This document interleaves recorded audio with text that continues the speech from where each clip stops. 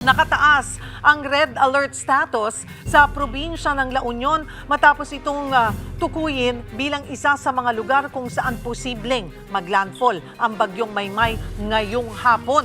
Para sa update live na magbabalita, si Mon Gualvez. Mon, kumusta ang lagay ng panahon dyan? Alam mo, Cheryl, minsan maaraw o talagang hindi pa umuulan sa mga oras na ito dito sa malaking bahagi ng La Union.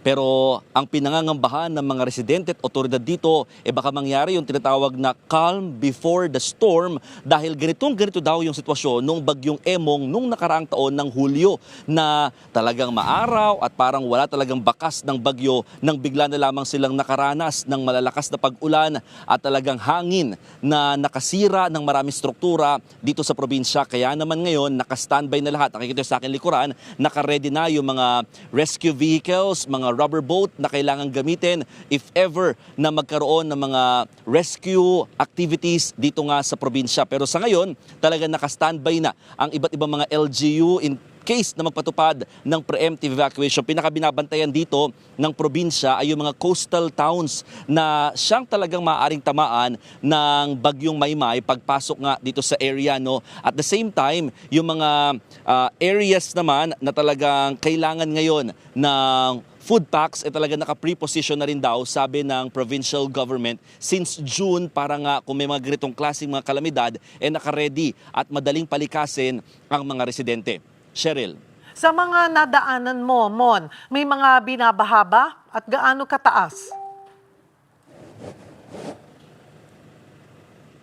Sa mga dinaanan namin, no, Cheryl, wala namang mga baha so far. Pero alam mo, ito kasi yung pinaka naging laman ng social media at ng mga balita nitong mga nakaraang araw dahil even the San Fernando City talagang binaha yung mga main roads dito dahil sa mga pag-ulang dala ng habagat na pinalalakas ng bagyong Luis itong mga nakaraang araw. So yung mga bahang yun talagang nag-subside na or nag-recede na kahit papano, humupa na at nadadaanan na ulit ng mga motorista ng maayos. Pero yun nga, ang sinasabi kasi ng provincial government dito, kaya doon nagbahayan, ay dahil daw sa volume ng tubig na bumagsak nitong nakalipas na 2 araw na talaga namang halos tuloy-tuloy yung pag-ulan, kaya tila nabulunan daw yung kanilang mga drainage system at nagdulot nga ng pagbaha. Nagkaroon din ng landslide dito sa isang bayan sa La Union na nagdulot naman ng pagka-isolate ng ilang barangay doon. Pero so far, ngayon, ongoing na ginagawa naman yung clearing operation sa naturang lugar.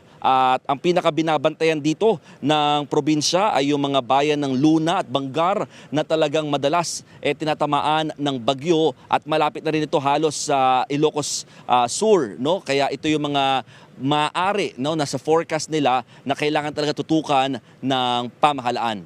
Cheryl. Nadaraanan naman ba yung mga kalsada pa naman?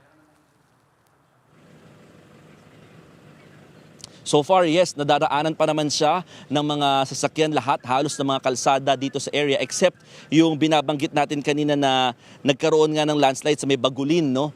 Bayan ito na area dyan ay hindi madaanan pa kahapon, pero ngayon kasi starting na or ongoing rather yung ginagawa nilang clearing operation sa area para at least maabot na rin yung ilang barangay na na-isolate for the meantime dun sa area dulot ng landslide. Ang sinasabi ng provincial government itong landslide ay dahil nga sa saturated na, no, yung mga lupa dyan sa mga bundok, kaya dahil sa dami ng ulang binabagsak, kaya talaga mabilis na gumuguho. Isa pa sa pinaka-concern din ng pamahalaan dito ay yung mga silted na, no, o mababaw na nilang mga ilog, kaya mabilis ding umapaw, bagay na magpapabaha sa mga bayan at lungsod dito sa probinsya, oras na maranasan ulit yung tuloy-tuloy na buhos ng ulan. Pero in case, no, sa mga kapatid na motorista na pupunta dito, makakadaan pa naman po ang mga sasakyan sa mga oras na ito.